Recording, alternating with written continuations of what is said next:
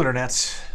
It's Paul, it's Matt, the Dork Lords. We are here talking about Star Trek Discovery. Yes.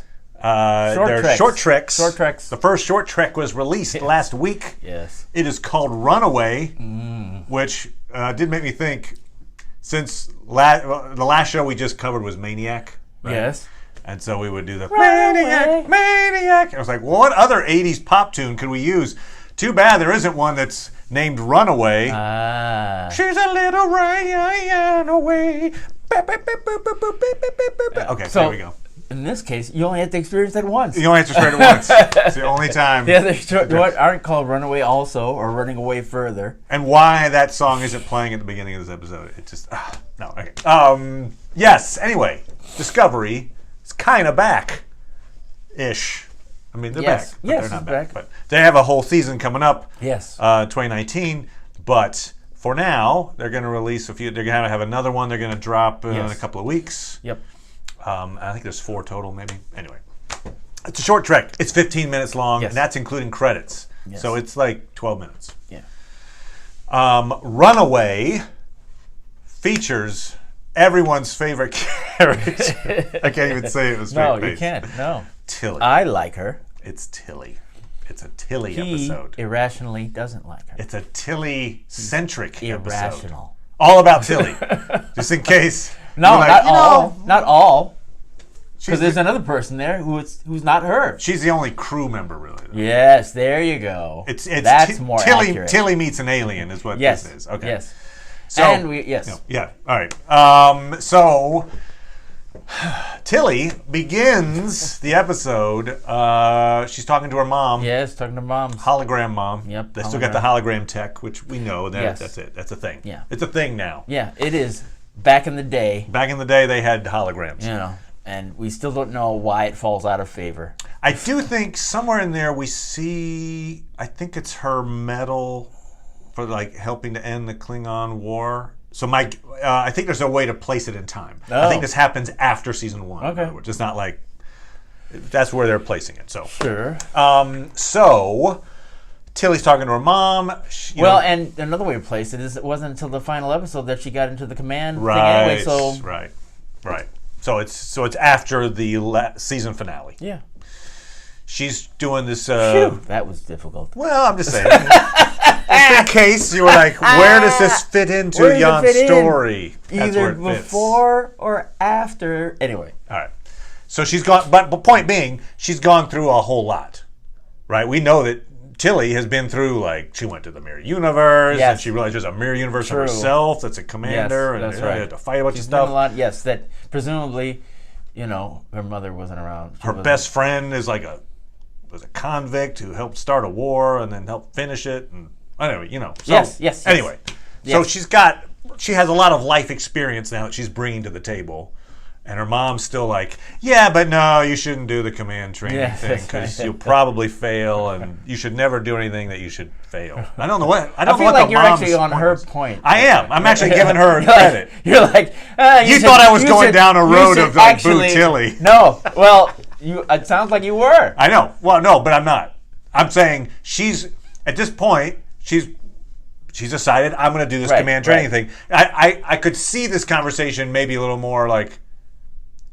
When she just got on the ship and she's like, I don't know what I'm doing. And then her mom's like, yeah, you really don't know what you're doing. Yeah. In this case, she's like, yeah, look at all the stuff I've already done. And her mom's still like, you don't know what you're doing.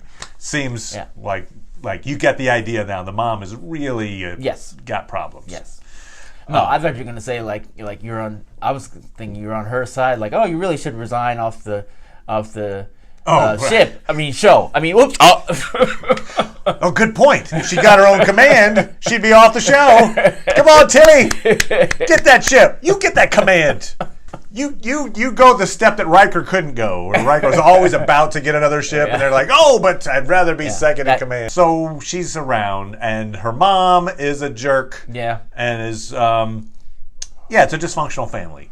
Even from thousands and thousands of, probably hundreds of light years. Who knows how far away. The thing that occurs to me, I'm not sure if I thought about it so much before, but one thing that has been established throughout all this series is that Earth is a kind of utopia, and that all the racial and political, apparently, conflict is gone. Everybody lives in its nice, and there's no money, so you don't have to worry, replicators and everything, there's no poverty, everything is great, and it's those other planets that are behaving where we have problems. And the Roddenberry sort of directive is like, oh, yes, there's all that is gone, and only if you're not in the Federation, or at least, will you have conflict. So he didn't want people to be not getting along and whatever. He didn't want that. That was his vision of the future. So one thing we had in the later series in Deep Space Nine, and I think it's playing out here too. In Deep Space Nine, anyway, it's like you had the character of Julian Bashir, who his family felt pressure to genetically alter their son because he wasn't performing at the way that everybody else was performing. And so even though it was illegal after Khan, yes, to genetically alter people, they did illegally, and so they had to suffer for that, even though Julian Bashir successfully was altered genetically. So you're saying, in other words, there was like this undertone of things aren't all perfect. Yes. Because there's still black markets for stuff. Yes. And right. And here's a situation where her mother is, even though she's accomplished in that she's like really smart in science or whatever, she's trying to get involved in a thing where you wouldn't think someone who's a scientist would get involved in the Starfleet in the way that she's getting involved in Starfleet. So she wants to broaden herself against how her mother sees her. Now, also, I think her mom dropped something where she's comparing her to her sister. Yeah. At one point, too. Like, oh, your sister's awesome. You, not so much. Yeah. So there's that bit, too, where there's a sibling rivalry. Maybe we'll find Tilly's sister. Right. Which would be great. I'd love for Tilly to have a Tilly Meets Her Family episode. All right. But, yes, anyway, that family dynamic is interesting. I think we've probably all witnessed some version of that where there's somebody who's got a parent that's kind of undermining them and then always unfavorably comparing them to a sibling or something like that. Anyway. Right. But, I feel like the underlying part of it, though, is for, you should be doing better. Yeah. So. Well, it's weird, though, because it's like a typical parent thing would be like, you should be doing better. But in this case, she's saying, but you really can't do that well. Like, don't try to do the big thing. You can't do that. But anyway. Yeah, so it's a weird, it's a mean form of parenting. Yes, it is what it is. Mean parent. Don't try is basically the message from the parents. So she screams into her pillow. She goes and gets a bunch of caffeine. Yep. Meanwhile, in the loading bay, we get this little crate delivered, and then everybody's like, all right, let's leave it. Let's leave it by itself. And then the crate opens, and it's this invisible creature cuts itself on the box, which comes in handy later because then you can see drops of blood, even though it's invisible. But the invisible creature will. I'm going to guess the reason she ends up in the cafeteria is because she's hungry. I don't know, but.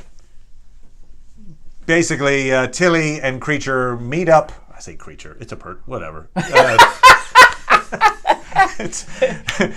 a while, it's a creature. It's like an invisible thing. Humanoid. But it's a humanoid. It's a sentient being. A sentient being, yes. It's not a hedgehog. The sentient being meet up in the cafeteria. Turns out this is the Runaway is also a stowaway who can... Her species can turn invisible, and they have spines on their backs that they can project and retract. As we find out within the 10 minutes of her being around, she's a princess or a queen. I don't know. She's royalty. Yes. And on a particular planet, Zahia. Yes. Who I don't think we've heard about before in Star Trek canon, but if you have, let us know if Zahia's been around. Correct us. That planet has just gotten to warp capabilities, apparently, so they're kind of just on the periphery. Yeah.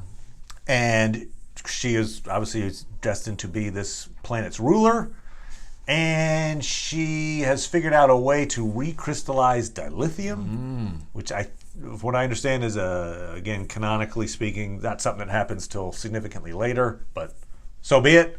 And she has run away because she's running away from her duties, basically. It's like, this is too much for me. Apparently more interested in living or working in a mine than being, a queen or whatever she's supposed to be. Yeah. And so she has run away from her responsibilities, and basically after talking to Tilly, realizes she should go back and lead her people. Yeah. Sure. And she's also there's an ecology undertone of like, if I get this dilithium crystal information out, then they're going to come and strip mine the planet, which is my twin. She talks about herself being the same as the planet, which whatever she connects with her. Her planet is a living thing, and she sees it as such, and she's worried that by giving the universe this information, hey, here's how you crystallize dilithium, and we've got a bunch of it, that she could be totally screwing her planet over, which is probably true.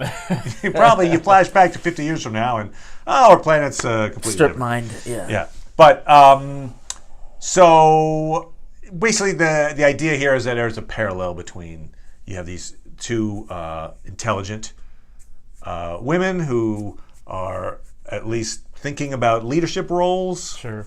And by talking to each other, give each other confidence to kind of pursue their interests, I think, right? Because, Tilly, I think, is like, I think we get the idea that she's probably going to keep pursuing this leadership. Sure.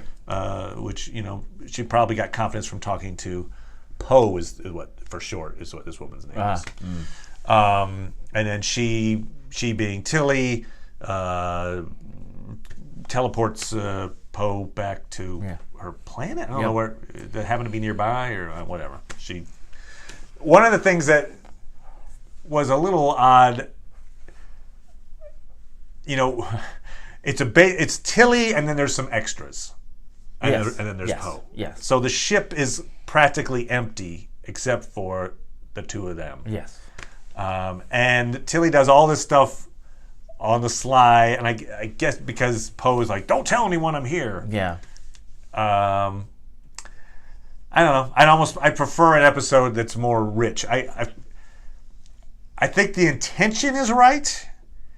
I think the idea behind these would be, let's meet some of the other people that aren't Michael Burnham on the ship. Yes. I like that idea. Sure. But I think what I prefer is the idea of, like, a solid Star Trek episode is when a team works together and all their skills work together in a way that the collaboration is greater than the whole. Well, and if you have just one person at a time, right, you don't have the teamwork. Right. Well, I mean, one thing just thinking about it now is like if I was going to do it, because I was telling you before when you guys weren't around that it's like I think it's a squandered opportunity, this particular episode, and the fact that okay, maybe something they have to do in tandem, and they can only have so many cast members involved in this side project before it starts distracting from what the main project is. Maybe that's why they can't have too many other characters in there. But I think they just should have planned it better than to have characters that aren't featured so heavily in the show be the ones that are featured more heavily in these side ones. It's like, how many departments are on that ship? There have to be a number. Why can't you focus on one of these other departments? So you're saying, in other words, focus on somebody that's not even on the show, or whatever, like an Ensign Jenkins or something. Right. And then you can bring them in later, because we saw in the side one, it's like, I don't have a problem with Tilly being the thing that keeps them together. But they could have cast some other people that could potentially be brought into the show. Like, oh, here's that, information you wanted, Captain. Oh, that's the one we saw in the other episode. I mean, come on. It does, especially because since Tilly, it was really the only speaking part from the ship's crew. Yes. Yeah, you do lose this opportunity. It becomes basically a conversation between Poe. Right. Poe and Tilly have a talk. Right. Is what this is. And it's. I feel like it's unfortunate that they started with Tilly, actually, because of the characters that I like Tilly and everything. I like Tilly quite a bit, but she, it's like there have been a lot of curiosity about other members of the cast. Sure. Actually, people who were on the bridge crew, exactly. Bridge crew, right. We know nothing about the bridge crew. Right, and so, I want to know about Android Face, the one with the, anyway. Yes, Android Face, Yeah. Anyway, so one thing I am, is a sort of side note, but it in a way does speak to the potential, is that in the next season we're going to have apparently the original number 1. Right. Okay. So in the first, in the pilot, that was only like cannibalized in order to become. We had Pike. Right, where you had Pike. Right. You also had this number 1 character who's played by Majel Barrett, who is the wife of Gene Roddenberry, and they're going to cast Rebecca Romijn in that part. So my understanding is that number 1 will be the captain of the Enterprise for the time that Pike is captaining on the Discovery. I got you. So, but anyway, I think over the years people are like, wow, even though I don't think Majel Barrett is a very good actress at all. But, a lot of people liked her. So that's what you do, right? You say, okay, what are these characters that people like? Let's find out more about them. That's what these short treks should have been. More freaking. I'm not saying that she's bad necessarily, but then have more characters around who you're exploring like that. So Tilly should be interacting with other characters who are on the show who aren't featured so heavily. And what I noticed was, so they drop a little teaser for the next short trek, which is called Calypso. Right. And we're meeting somebody we haven't seen before. Yeah, no. It's great. But again, he seems to be alone on the ship. Yes. And I'm like, no, stop with the one person in a giant space. Yeah. Like I want. It just seems like a chance for the crew to get to know the crew, and they kind of seem to be dropping. Wondering. So one of the things that so logistically, I was talking basically saying, okay, fine, if you're shooting these together, then yes. Like as an example of another show that's done something similar is Doctor Who, and there'll be an episode that they have that often focuses on somebody who is not in the main cast. And all these other characters get to be in their own story, and it's full, as opposed to this, which I feel like is half. Even though it doesn't, and those side stories barely relate to the main story, which is really, I feel like logistically maybe what you do is just shoot all your episodes, and then do that. And then you can have as many people you want doing in the afterwards, because they don't have to worry about shooting your other shows. I mean, get your act together, Jesus. I mean, if you're gonna do this, spend the money, do it right. I will say that this probably will connect to something in that. I hope. For one thing, we know now that, I guess unbeknownst to the rest of the crew, yes, Tilly has made good friends with the Queen of Zahia. Yeah. And she also gave her a little sliver of dilithium crystal, which could, I imagine, come in handy later at some point when they need to temporarily super turbo the ship or something. Yeah. Who knows? But one thing that, whatever, it is what it is. It was like, hey, land this out. It is what it is. But Tilly's instinct, hey, there's an invisible creature. Yes. She doesn't know what it is. I can't really communicate with her for a while. Aboard the ship that has just caused all kind of destruction and is somehow in the cafeteria, an alien presence unbeknownst to the rest of the ship. Yes. I'm just gonna.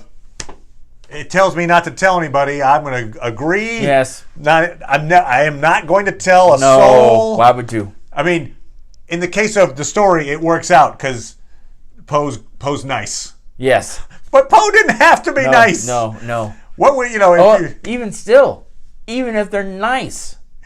Right. You kind of have a duty to the rest of your ship to say, yeah, great, but no, you can't just come here unannounced and hide around on the ship. No.